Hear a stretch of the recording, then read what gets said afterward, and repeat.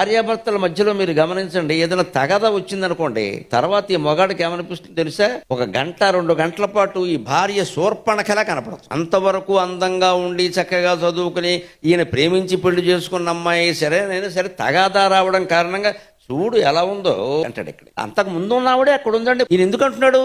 తగదా, మనసులో ద్వేషం. మళ్ళీ ఏదో మాట కలిసింది అనుకోండి, మా ఆవిడే ఏమైందండి? ఇది అర్థమైతే వేదాంతం అంతా అర్థం. భార్యకైనా అంతే, పరమ దుర్మార్గుడుగా కనపడతాడు. మళ్ళీ తర్వాత ఇద్దరికి సంధి కలవగానే ఏదో అంటాడు గాని మంచోడే. ఈ మంచోడు మధ్యాహ్నం ఏమయ్యాడు అంటే మన దృష్టిని బట్టి ఎదుటి వాటిలో మార్పు కనపడుతుంది. అప్పుడున్న మొగుడే ఇప్పుడు, అప్పుడున్న పెళ్ళామే ఇప్పుడు. మరి మార్పు ఎక్కడి నుంచి? నీ దృష్టిలో వచ్చింది. అందుకే శంకరాచార్య చెబుతారు, దృష్టిలో భేదం లేదు మిత్రమా, నీ దృష్టిలో ఉంది భేదం అంతా. నీ దృష్టి మార్చుకుంటే ప్రపంచం అంతా బాగుంది. ఆ నిలువుకన్ను తెలుసుకుంటే ఏమవుతుందంటే ప్రపంచం భస్మం అవుతుంది అంటారు కదా. ప్రపంచం భస్మం అవడం అంటే బూడిదవ్వడం కాదు, ఎదురుగా ఉన్న ప్రపంచం అలాగే ఉంటుంది. నీ దృష్టి మారిపోతుంది.